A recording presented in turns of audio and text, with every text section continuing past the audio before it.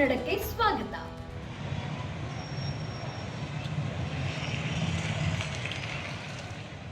Petrol gas ಕೃತಕ ಅಭಾವ ಸೃಷ್ಟಿ ಮಾಡಬೇಡಿ, ಸಿಪಿಐ ರಾಮಪ್ಪ ಜಲಗೇರಿ ಎಚ್ಚರಿಕೆ.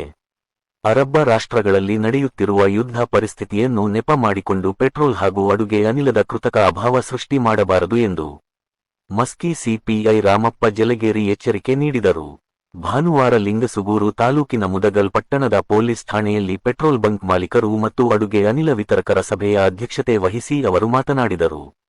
ಗ್ರಾಹಕರಿಗೆ ಯಾವುದೇ ರೀತಿಯ ಸಮಸ್ಯೆ ಉಂಟಾಗದಂತೆ 24 ಗಂಟೆಗಳ ಸೇವೆ ಕಲ್ಪಿಸಲು ಕ್ರಮ ಕೈಗೊಳ್ಳಬೇಕು.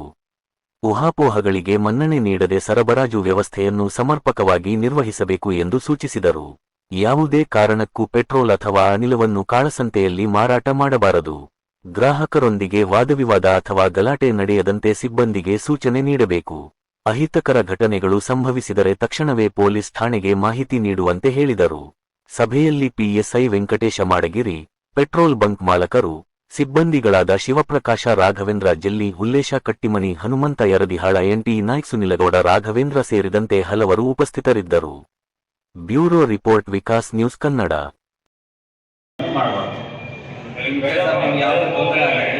ಒಂದಂಟು ಮತ್ತು ಸ್ಥಳೀಯ ಪೊಲೀಸ್ ಠಾಣೆಗೆ ಮತ್ತು ಸ್ಥಳೀಯ ಪೊಲೀಸ್ ಅಧಿಕಾರಿಗಳು PSI ಮಾಹಿತಿ ನೀಡಬೇಕು. ಸರಿನಾ? ಅಕ್ರಮ ಮಾರಾಟ ಮಾಡಿದ್ರೆ ಪ್ರಕರಣ ದಾಖಲಾಗುತ್ತೆ ಮತ್ತು ನಿಮ್ಮ ಲೈಸೆನ್ಸ್ ಇರೋದಕ್ಕೂ ನಾವು ಮೇಲಧಿಕಾರಿಗಳು ಬರ್ಬೋದು.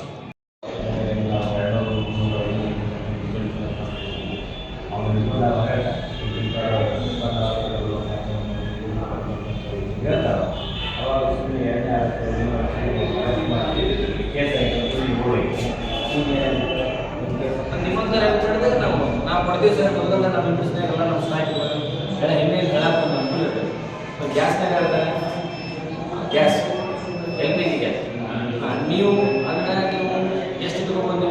ಮಿನಿಮಮ್ ನಮ್ಮ 50 ಸರ್. ನೀವು ಇನ್ಸ್ಟ್ರಕ್ಷನ್ಸ್ ಪ್ರಕಾರ ನಾವು ಇಲ್ಲಿ ಇದ್ದೀವಿ, ಇನ್ಸ್ಟ್ರಕ್ಷನ್ ಫಾಲೋ ಮಾಡಿವಿ ಅಂತಂದ್ರೆ ನಮ್ಗೆ ಬರ್ತಿರ್ತಾರೆ 10 ಗಿಡ ಅದಾವ ಅಂತೇಳಿ.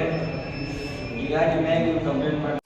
ನಾವು ಕೊಟ್ಟಂತ ಮಾಹಿತಿ ಇಷ್ಟವಾಗಿದ್ದಲ್ಲಿ ಲೈಕ್ ಮಾಡಿ, ಕಮೆಂಟ್ ಮಾಡಿ, ಶೇರ್ ಮಾಡಿ ಹಾಗೂ ಹೊಸ ಸುದ್ದಿಗಳಿಗಾಗಿ ಈಗಲೇ ಸಬ್ಸ್ಕ್ರೈಬ್ ಮಾಡಿ ವಿಕಾಸ್ ನ್ಯೂಸ್ ಕನ್ನಡ.